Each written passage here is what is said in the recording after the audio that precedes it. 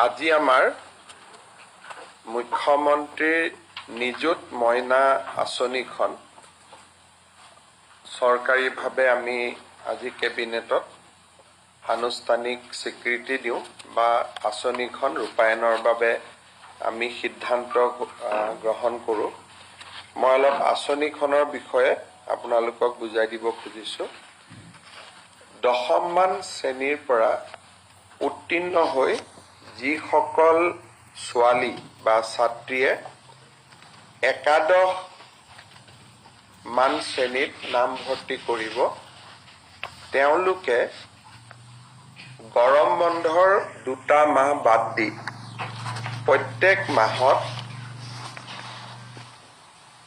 তেওঁলোকৰ উচ্চতৰ মাধ্যমিক শিক্ষা শেষ নোহোৱা পৰ্যন্ত প্ৰত্যেক মাহত 1000কৈ টকা চৰকাৰৰ পৰা লাভ কৰিব। অৰ্থাৎ হায়াৰ ছেকেণ্ডেৰী ফাৰ্ষ্ট ইয়াৰত এইবাৰ যিসকল ছোৱালীয়ে নামভৰ্তি কৰিছে, তেওঁলোকে হায়াৰ ছেকেণ্ডেৰী পৰীক্ষা বা পাঠ্যক্ৰম সম্পূৰ্ণ কমপ্লিট নকৰালৈ 1000 টকা চৰকাৰৰ পৰা প্ৰতি মাহত তেওঁলোকে পাব আৰু এই পুঁজিটো প্ৰত্যেক মাহৰ 11 তাৰিখে তেওঁলোকৰ বেংক একাউণ্টত চৰকাৰে পঠিয়াই দিব। যিসকলে 3 বছৰীয়া, এতিয়া 4 বছৰীয়াও হৈছে, যিসকলে 3 বছৰীয়া বা 4 বছৰীয়া ডিগ্ৰী পাঠ্যক্ৰম, আগতে গ্ৰেজুৱেশ্যনটো 3 ইয়াৰ গ্ৰেজুৱেশ্যন আছিল, আজিকালি গ্ৰেজুৱেশ্যনটো 4 ইয়াৰো বিভিন্ন ইউনিভাৰ্চিটিয়ে কৰিছে।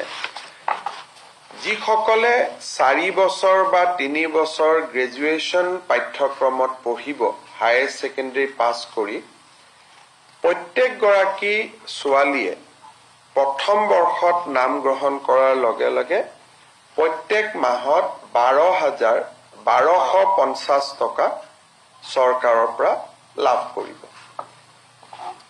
আৰু যিসকলে ডিগ্ৰী পাছ কৰি এইবাৰ পোষ্ট গ্ৰেজুৱেটত নাম লগাব, পোষ্ট গ্ৰেজুৱেট বুলি কওঁতে আমি BEdক ইয়াত ধৰি লৈছোঁ, পোষ্ট গ্ৰেজুৱেট কাম BEdত নামভৰ্তি কৰিব, তেওঁলোকে প্ৰত্যেক মাহত চৰকাৰৰ পৰা 2500 টকা কৰি লাভ কৰিব, 2500 টকা। অৰ্থাৎ হায়াৰ ছেকেণ্ডেৰী পঢ়িলে 1000 টকা প্ৰত্যেক মাহত, ডিগ্ৰী পঢ়িলে 1250 টকা প্ৰত্যেক মাহত, আৰু গ্ৰেজুৱেশ্যন পঢ়িলে, গ্ৰেজুৱেশ্যন পাছ কৰি স্নাতকোত্তৰ পোষ্ট গ্ৰেজুৱেশ্যন পঢ়িলে মাহত 2500 টকা লাভ কৰিব। মুখ্যমন্ত্ৰীৰ নিযুত মইনা আঁচনিৰ আৰম্ভণি কৰিবলৈ কেবিনেটৰ অনুমোদন।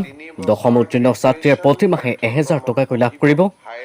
স্নাতক অধ্যয়নত ছাত্ৰীয়ে 1250 টকাকৈ আৰু স্নাতকোত্তৰ পাঠ্যক্ৰমত অধ্যয়নত ছাত্ৰীয়ে 2500 টকাকৈ লাভ কৰিব প্ৰতিমাহে। আজি সংবাদমেল অনুষ্ঠিত কৰি এই কথা জনাই মুখ্যমন্ত্ৰী ডক্টৰ হিমন্ত বিশ্ব শৰ্মাই। নিউজ ডেস্ক ৰিপৰ্ট, দৈনিক অসম।